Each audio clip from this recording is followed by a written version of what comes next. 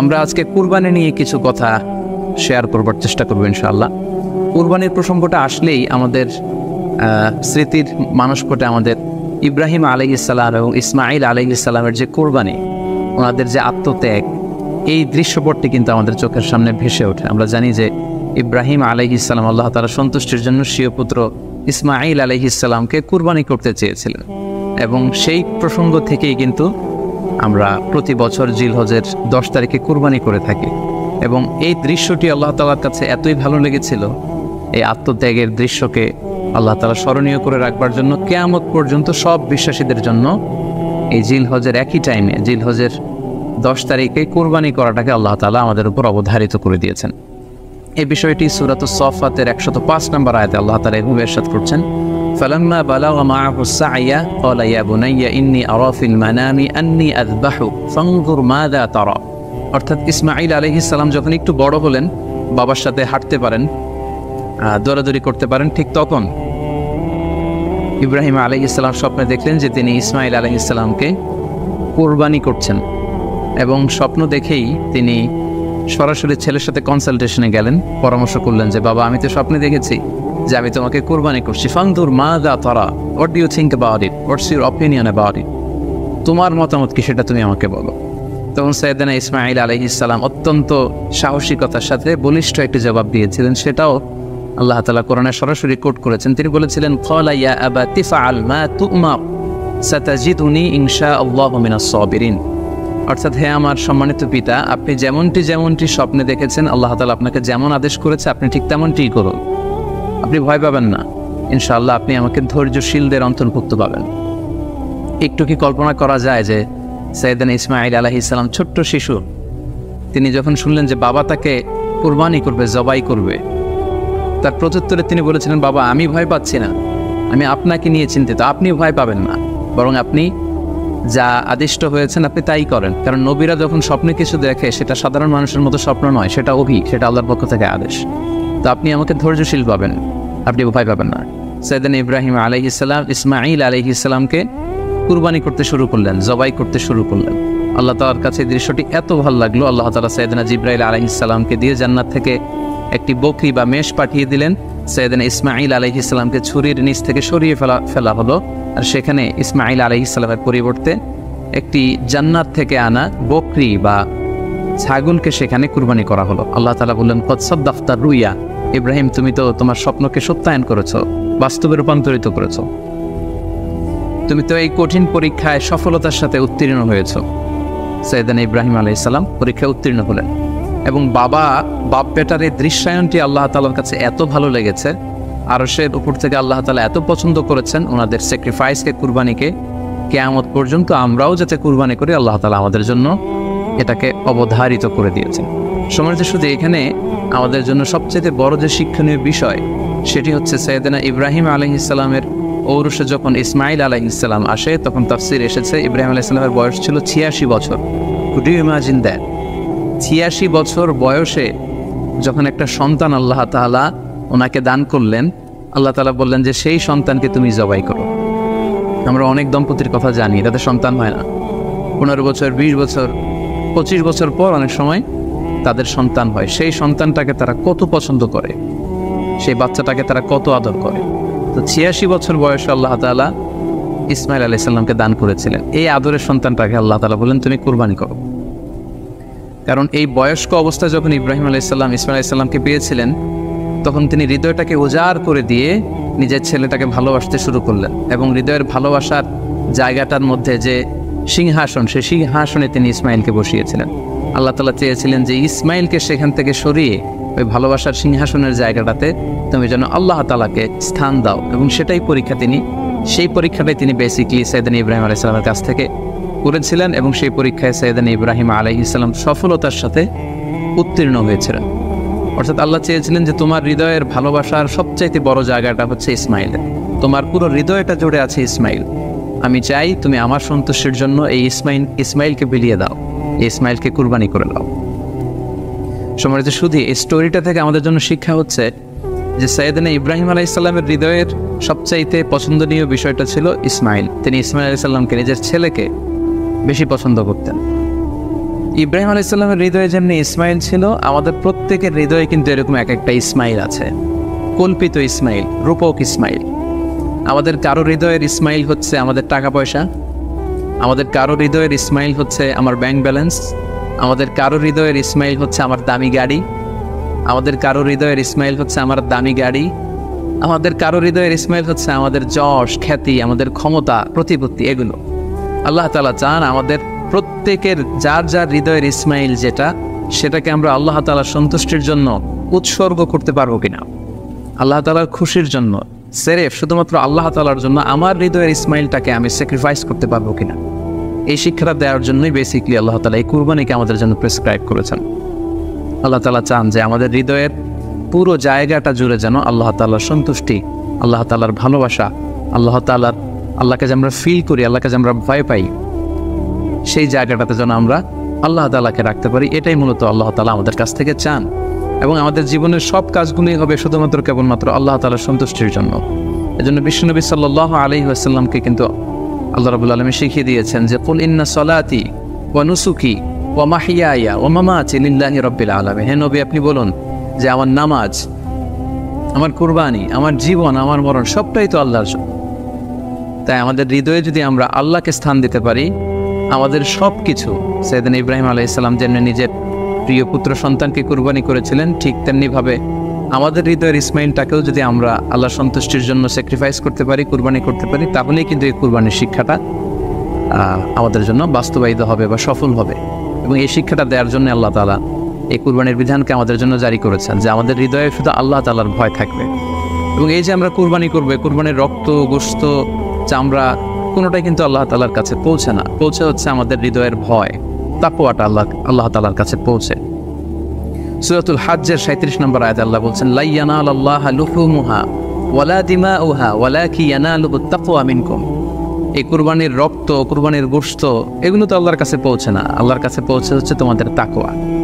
আমরা কতটা ইখলাসের সাথে, কতটা আন্তরিকতার সাথে, কতটা আনুগত্যের সাথে আমাদের সম্পদ, আমাদের নিজেদেরকে আমরা আল্লাহর কাছে সোপর্দ করতে পেরেছি, আমরা কতটা আল্লাহর সমর্পিত বান্দা হতে পেরেছি, এটাই হচ্ছে এই কুরবানির শিক্ষা, যেটা সাইয়েদনা ইব্রাহিম আলাইহিস সালাম গোটা বিশ্ববাসীর জন্য নিদর্শন এই ঘটনার মধ্যে দিয়ে কিন্তু আমাদের জন্য রেখে গিয়েছেন। তাই আমরা এই কুরবানির মধ্য দিয়ে এটা যেন ফিল করি যে আমাদের সবটুকু আমরা আল্লাহর জন্য বিলিয়ে দিতে প্রস্তুত আছি।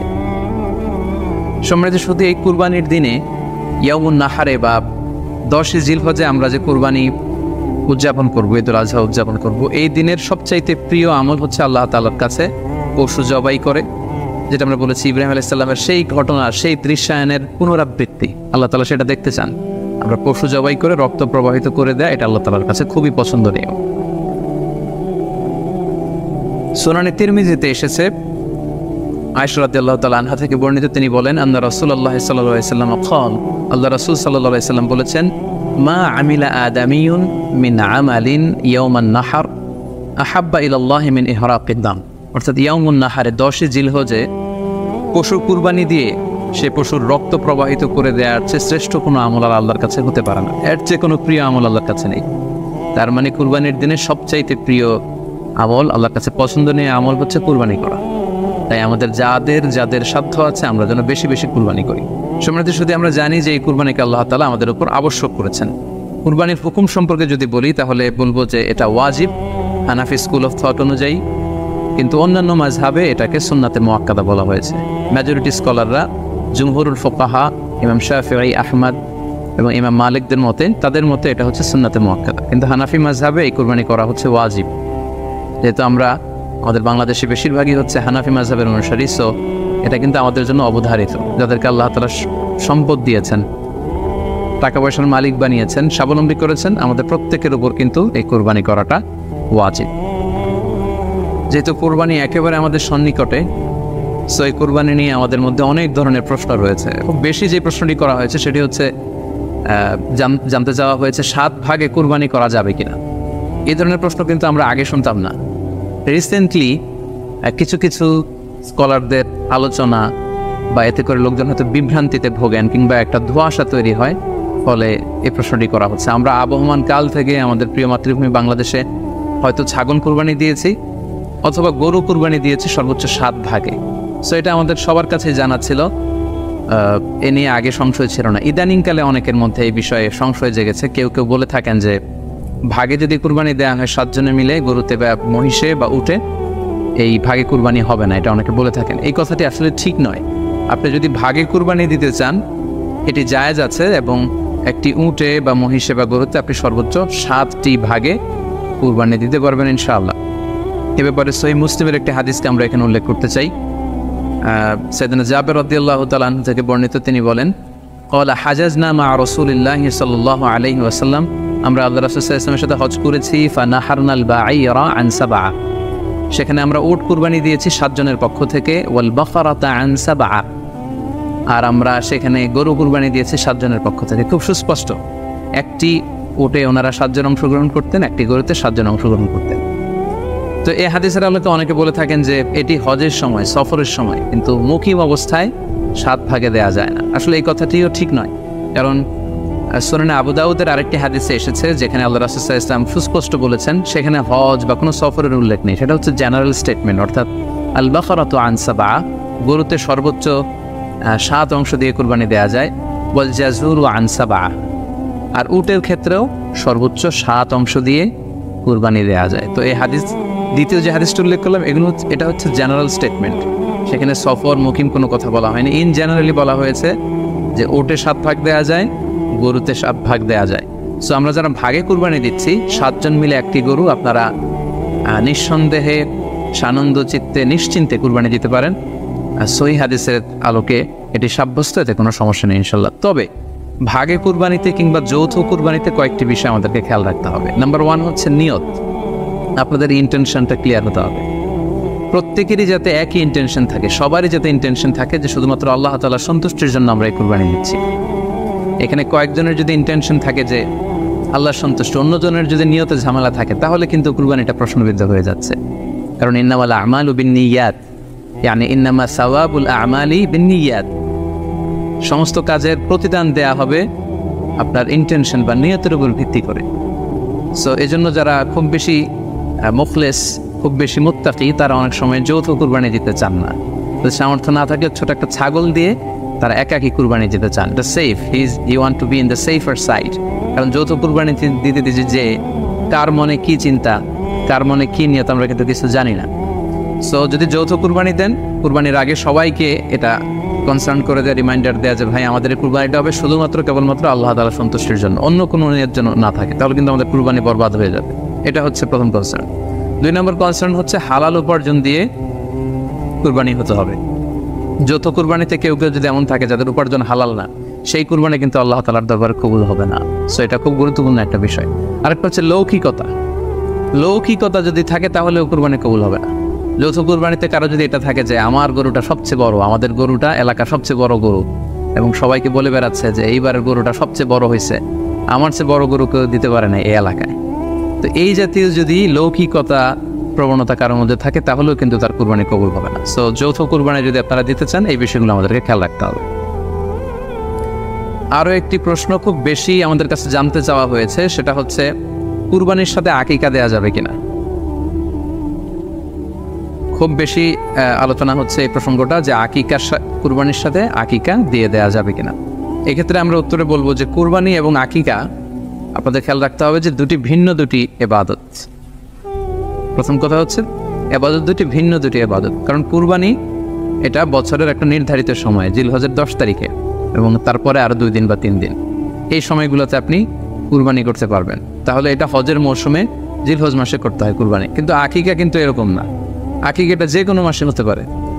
আকিকাটা হচ্ছে নবজাতক সন্তানের ভূমিষ্ঠ হওয়ার পরে শুকরিয়া স্বরূপ আল্লাহর কাছে যে কুরবানিটা করতে হয়, সেটাকে আমরা বলি আকিকা। হাদিসে এসেছে আকিকা। তো সেটা হচ্ছে সন্তান কখন ভূমিষ্ঠ হলো সেটার উপর নির্ভর করে। কারো সন্তান রমাদানে হতে পারে, কারো সন্তান জিলহজ মাসেও হতে পারে, শাওয়ালে হতে পারে, রজাবে হতে পারে, সন্তান ভূমিষ্ঠ হওয়ার 7 দিন পরে। তাহলে ভিন্ন দুইটি ইবাদত, দুই সময়ের ইবাদত। নাম্বার 2, আকিকার ক্ষেত্রে আল্লাহ রাসূল সাল্লাল্লাহু আলাইহি ওয়াসাল্লাম বলেছে আনিল গুলামি শাতান ওয়া আনিল জারিয়াতি শাত, অর্থাৎ ছেলে হলে 2টি ছাগল দিয়ে আকিকা করো, এবং যদি মেয়ে হয় তাহলে 1টি ছাগল দিয়ে আকিকা করো। তো সেক্ষেত্রে কুরবানিতে কিন্তু এরকম বিধান নেই। কুরবানিতে কিন্তু একটি ছাগল দিয়ে আপনি কুরবানি করলে কুরবানি হয়ে যাচ্ছে, সেখানে 2টি ছাগল দেওয়া লাগবে এমন কোনো কথা নেই। তো এভাবে আমরা বুঝতে পারতেছি, খুবই স্পষ্টত কমন সেন্স খাটালেও আমরা বুঝতে পারতেছি এবং আল্লাহ রাসূল সাল্লাল্লাহু আলাইহি ওয়াসাল্লামের ভাষ্যগুলো অনুসারে আমরা বুঝতে পারছি দুইটা দুই ধরনের ইবাদত।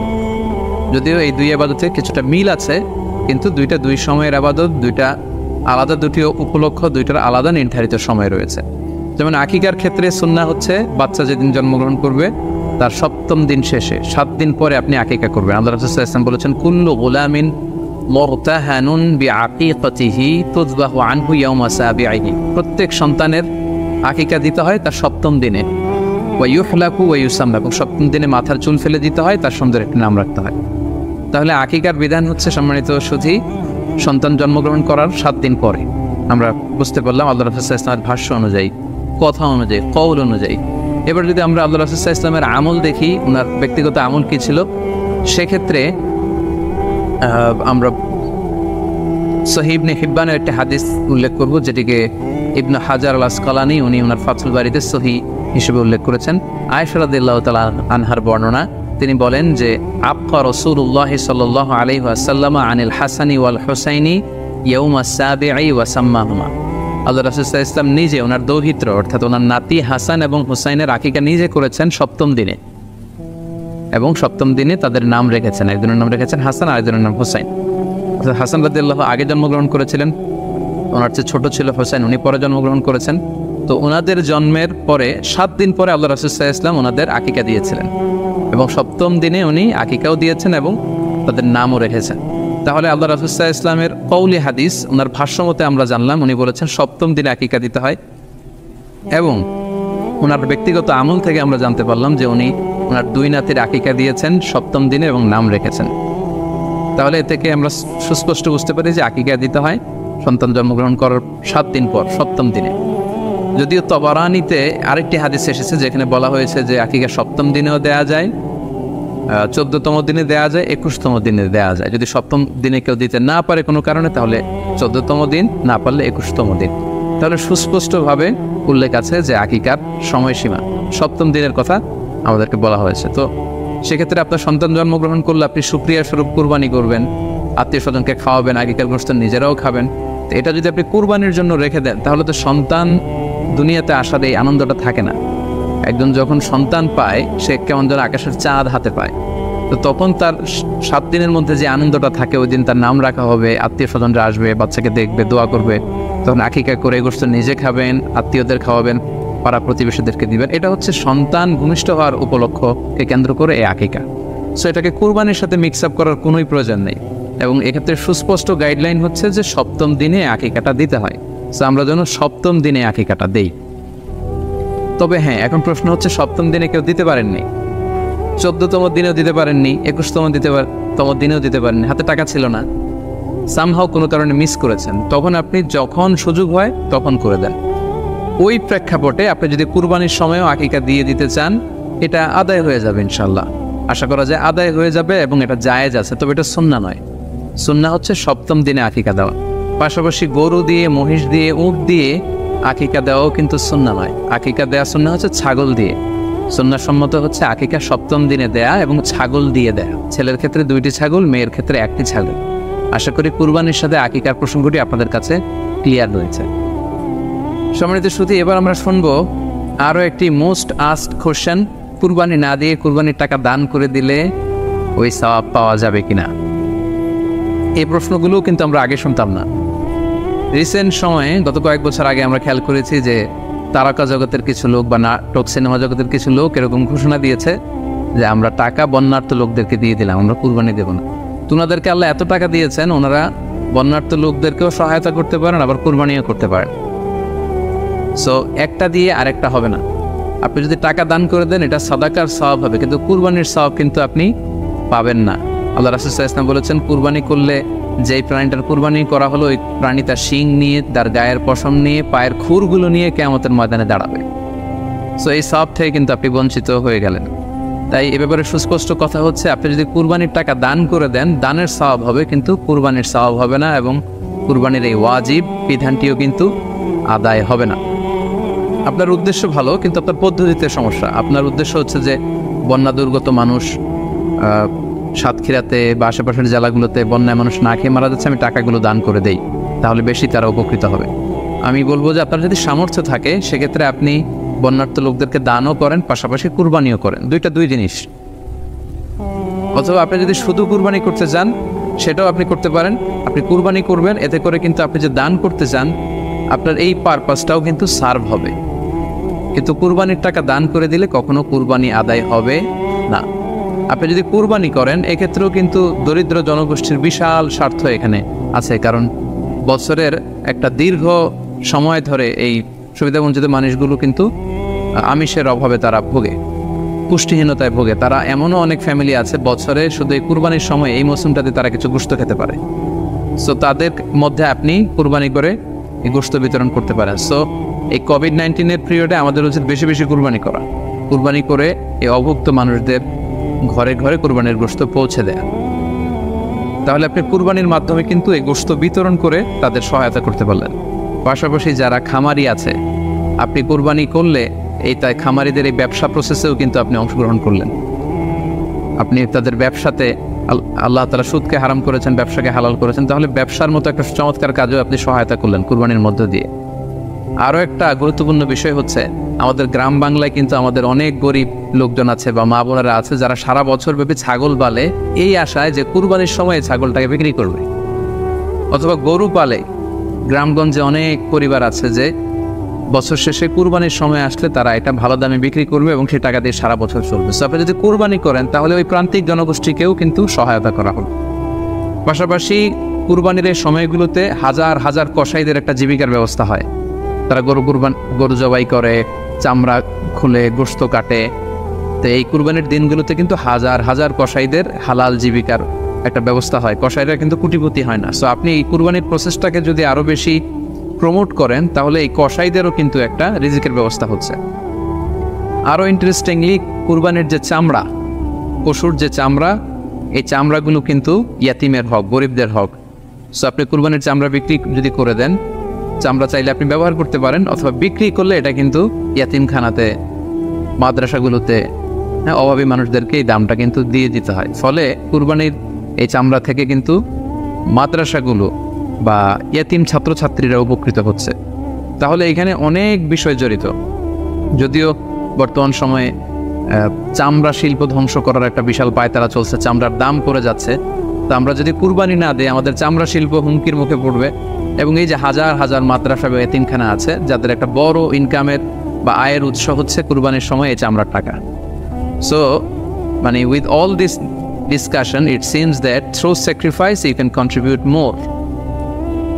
আপনি যদি কুরবানি করেন এবং এটা যদি বেশি বেশি করেন তাহলে আপনি যে চাচ্ছেন অসহায় মানুষদেরকে সহায়তা করতে, এটা আরও বেশি বেশি করা হলো, বেশি বেশি করা হলো। তাদেরকে গোশত বিতরণ করে আপনি সহায়তা করলেন, খামারিদেরকে ব্যবসার ক্ষেত্রে সহযোগিতা করলেন, গ্রামের যে নারীরা ছাগল পালল, গরু পালল তাদের সহায়তা করলেন, কসাইদের হালাল জীবিকার জন্য সহযোগিতা করলেন, মাদ্রাসার ইয়াতিম ছাত্রদেরকে আপনি সহায়তা করলেন। সো আমি বলবো যে কখনোই এই ভুল সিদ্ধান্ত নেবেন না যে কুরবানির টাকা আমি দান করে দেবো না। আপনি কুরবানি করবেন, এতে আপনার কুরবানির ওয়াজিবও আদায় হবে, গরিবদেরকে সহযোগিতাও করা হবে।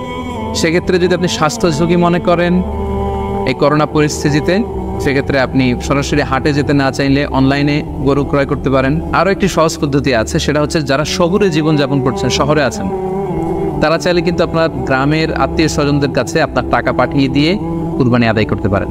টাকা পাঠিয়ে দিলে তারা আপনার পক্ষ থেকে ছাগল বা গরু কিনে কুরবানি করে তারা গোশত খেয়ে উপকৃত হলো, আশেপাশের গরিব আত্মীয় স্বজনদের মধ্যে বিতরণ করে এই কুরবানির প্রক্রিয়াটা আদায় হলো। এটাও খুব সহজে কিন্তু করা যেতে পারে। আর কুরবানির ক্ষেত্রে প্রতিনিধিত্ব জায়েজ আছে। অন বিহাফ অফ ইউ অন্য কেউ আপনার পক্ষ থেকে কুরবানি করতে পারবে, আপনি টাকা দিয়ে দিলেই হলো।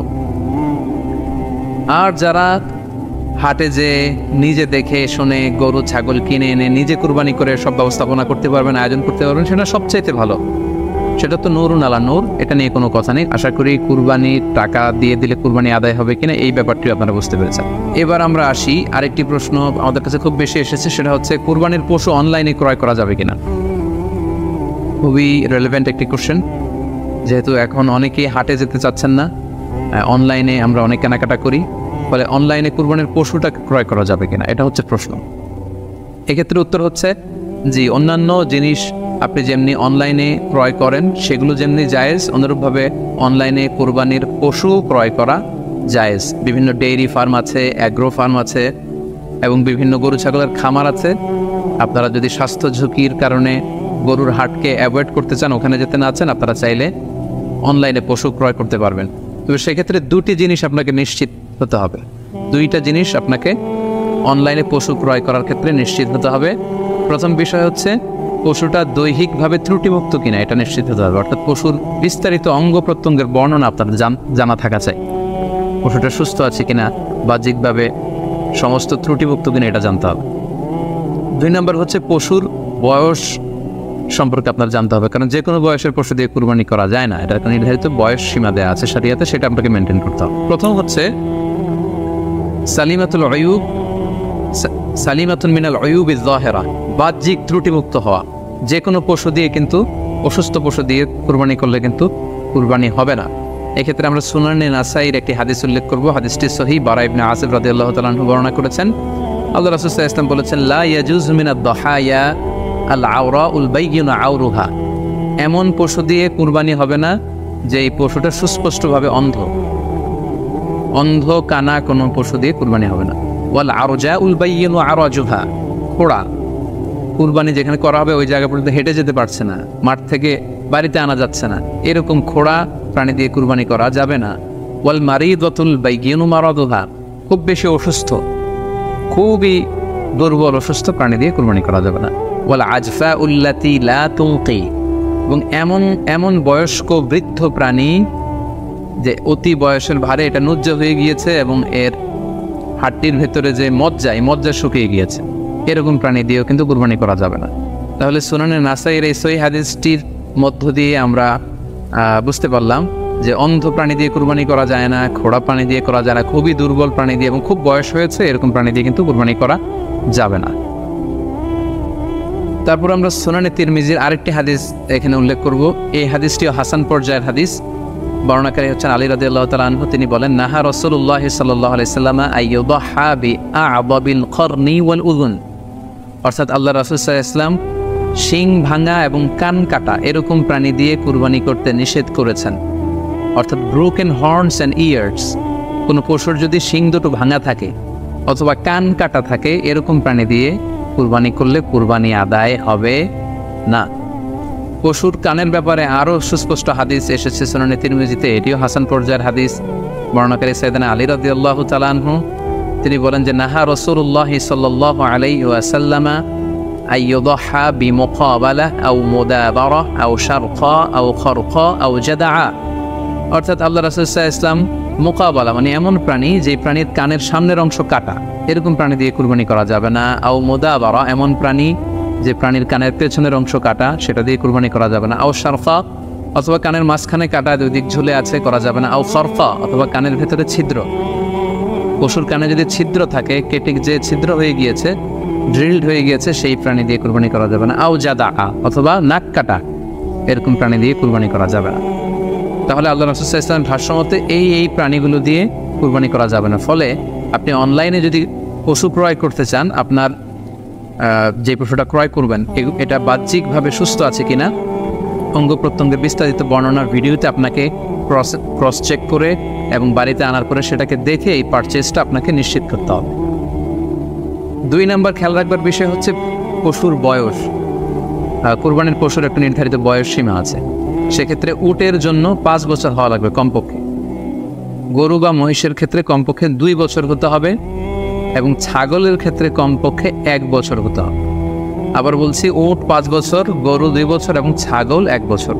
তবে মেষ বা ভেড়া, দুম্বা এগুলো যদি 6 মাসের হয়, দেখতে যদি মোটা ছোটা হয়, 1 বছরের মতো মনে হয়, তাহলে সেগুলো দিয়েও কুরবানি করা যাবে। সেক্ষেত্রে পশুর যে দাঁত আছে, নিচের পাটের যে পশুর দাঁত, এই দাঁতগুলোর পাশে 2টা ধারালো দাঁত থাকে, এগুলো উঠেছে কিনা এগুলো দেখে দেখে আপনারা পশুর বয়সকে নির্ণয় করতে পারবেন। তাহলে অনলাইনে ক্রয়ের ক্ষেত্রে আমাদের উত্তর হচ্ছে যে অনলাইনে আপনি পশু ক্রয় করতে পারবেন।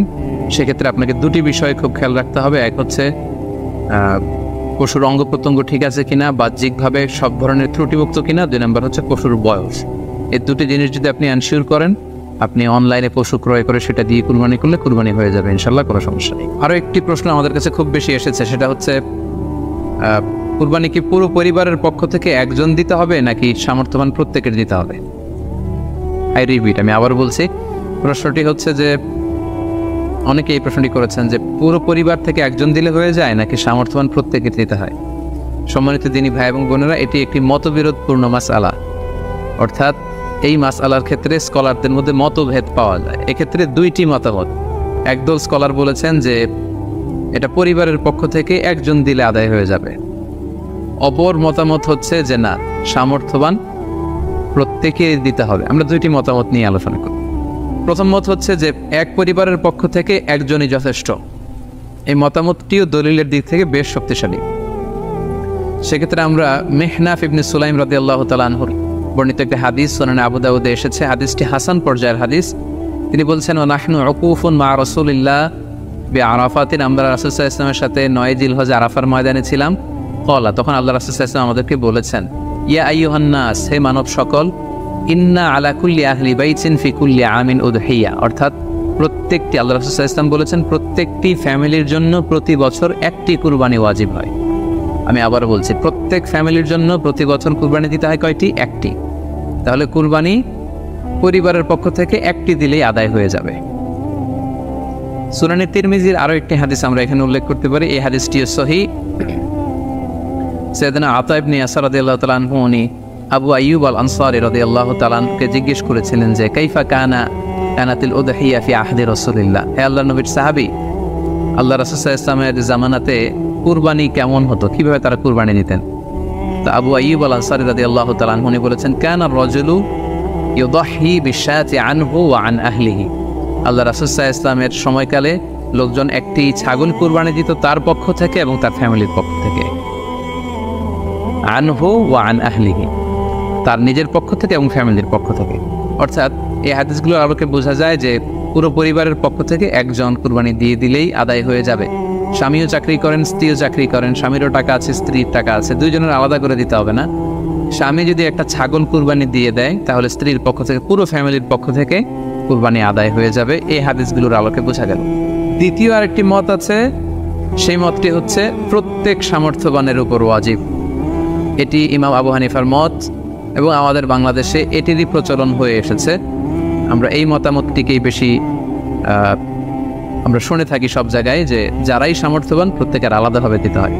স্বামী সামর্থ্যবান হলে স্বামীর দিতে হবে, স্ত্রী সামর্থ্যবান হলে স্ত্রীকে দিতে হবে, ছেলেরা হলে ছেলের দিতে হবে। এটা প্রত্যেকের আলাদাভাবে ইন্ডিভিজুয়ালি দিতে হয়। এবং সেক্ষেত্রে ওনারা দলিল দিচ্ছেন সুনান ইবনে মাজার একটি হাদিস, হাদিসটি সহিহ, যেখানে আল্লাহ রাসূল সাল্লাল্লাহু আলাইহি ওয়াসাল্লাম বলেছেন, মান কানা লাহু সাআহ, যার সামর্থ্য আছে কিন্তু ওয়ালাম ইউদাহি, সামর্থ্য থাকার পরেও সে কুরবানি দেয় না, ফালা ইয়াকরাবান্না মুসাল্লানা, সেজন্য ঈদুল আজহার দিন আমার ঈদগাহে না আসে নামাজ পড়তে। আল্লাহ রাসূল সাল্লাল্লাহু আলাইহি ওয়াসাল্লাম হুঁশিয়ারি বাণী ঘোষণা করেছেন, ধমক দিয়েছেন যে সামর্থ্য থাকার পরেও যে কুরবানি দেয় না সেজন্য আমার ঈদগাহে না আসে। এই হাদিসের আলোকে ওনারা বলেছেন মান কানা লাহু সাআহ, যার সামর্থ্য আছে। ওনারা বলছেন যে এটা ইন জেনারেল, ব্যাপক, যারই সামর্থ্য আছে তাকেই দিতে হবে। সো এখানে বাস্তবতা হচ্ছে দুই পক্ষেরই খুব ভ্যালিড দলিল আছে। আর কোনো মাসালার ক্ষেত্রে যখন মতবিরোধ থাকে, দুই পক্ষেরই দলিল থাকে, সেক্ষেত্রে বাড়াবাড়ি করাটা অনুচিত। বরং এটা হচ্ছে ইসলামের সৌন্দর্য, এখানে প্রশস্ততা রয়েছে। সো যারা মনে করে যে ফ্যামিলির পক্ষ থেকে একজন কুরবানি দিলেই আদায় হয়ে যাবে, তাদেরও দলিল আছে, তাদেরকে সেটা করতে দেওয়া উচিত।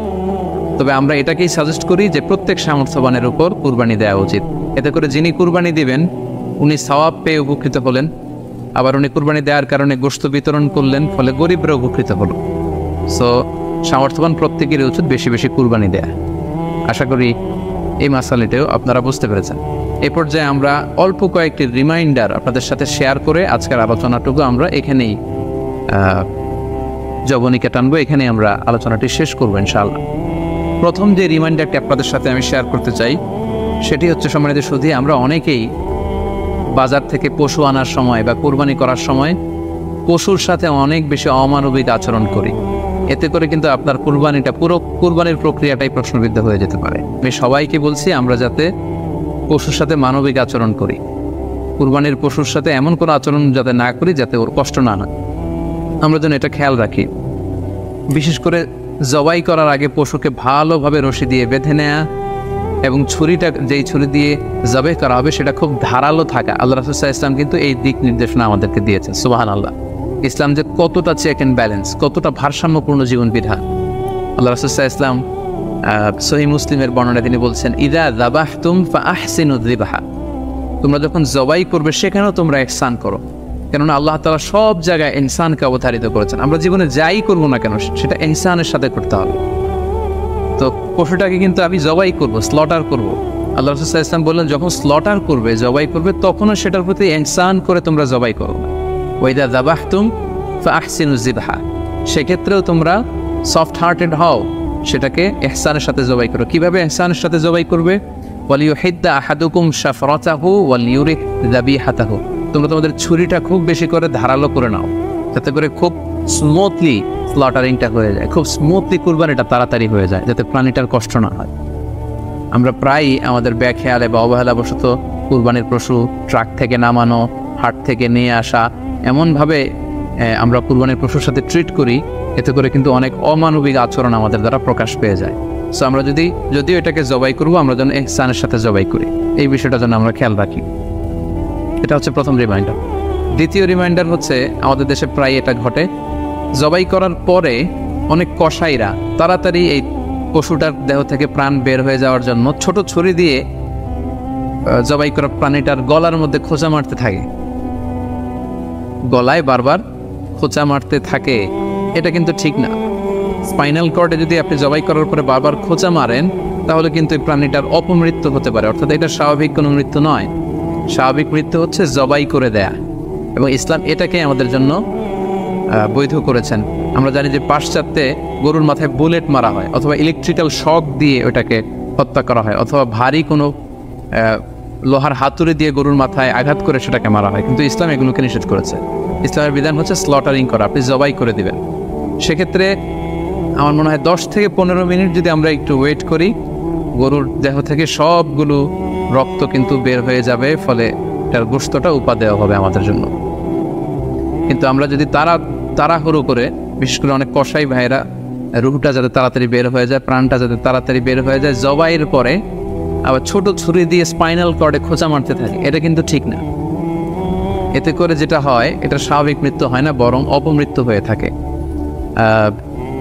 আমরা যখন কুরবানি করি তখন প্রাণীটার শ্বাসনালী এবং কণ্ঠনালী কেটে যায়, এবং তারপরে রক্তনালী, যেটাকে ইংরেজিতে বলে জুগুলার ভেইন, এই জুগুলার ভেইনটা যখন কেটে যায় তখন কিন্তু প্রাণীটা আর ব্যথা পায় না। গবেষণায় দেখা গিয়েছে যে যদি আমরা দেখি যে প্রাণীটা খুব ছটফট করে, লাফালাফি করে, আসলে সে ব্যথা পায় না। জুগুলার ভেইন যখন কেটে ফেলে তখন ব্রেইন তাকে স্পাইনাল কর্ডের মাধ্যমে হার্টে সিগন্যাল দেয় আরও বেশি পাম্প করার জন্য, আরও বেশি রক্ত পাঠানোর জন্য, ফলে দেহের সবগুলো রক্ত গলার ওই কাটা জায়গা দিয়ে কিন্তু বের হয়ে যায়। তো ওই মুহূর্তে আপনি যখন ছোট ছুরি নিয়ে এটা স্পাইনাল কর্ডে খোঁচাখুচি করতে শুরু করেন, তখন কিন্তু এটার অপমৃত্যু ঘটে, এটা স্ট্রোক হতে পারে, এটা হার্ট অ্যাটাক করে মারা যেতে পারে। তাহলে সেটা কিন্তু স্বাভাবিকভাবে জবাইয়ের মধ্যে দিয়ে মৃত্যুবরণ করলো না, বরং হার্ট অ্যাটাক করে বা স্ট্রোক করে সেটা মারা গেল। তখন কিন্তু আপনার কুরবানিটা প্রশ্নবিদ্ধ হয়ে যেতে পারে। সেই জন্য আমি সকলের কাছে অনুরোধ করব, আপনারা তাড়াহুড়ো না করে 10 থেকে 15 মিনিট একটু ওয়েট করেন জবাইয়ের পরে, এটাকে স্বাভাবিকভাবে, ন্যাচুরালি, প্রাকৃতিকভাবে এটার রুহটা বের হতে দিন, তা না হলে আমাদের কুরবানি কিন্তু প্রশ্নবিদ্ধ হয়ে যেতে পারে। 3 নম্বর রিমাইন্ডার হচ্ছে, আমাদের বাংলাদেশের অনেক জেলায় আমরা হিন্দু মুসলমান একসাথে থাকি। আমার কাছে নিউজ এসেছে যে অনেক জায়গায় অনেকে হিন্দুদের মন্দিরের সামনে কুরবানির গরু জবাই করে। এটা ঠিক না, কারণ আমরা জানি যে ওরা এই গরুর পূজা করে থাকে। সো আমরা এমন কিছু করব না যেটা ওদেরকে খুব বেশি কষ্ট দিবে।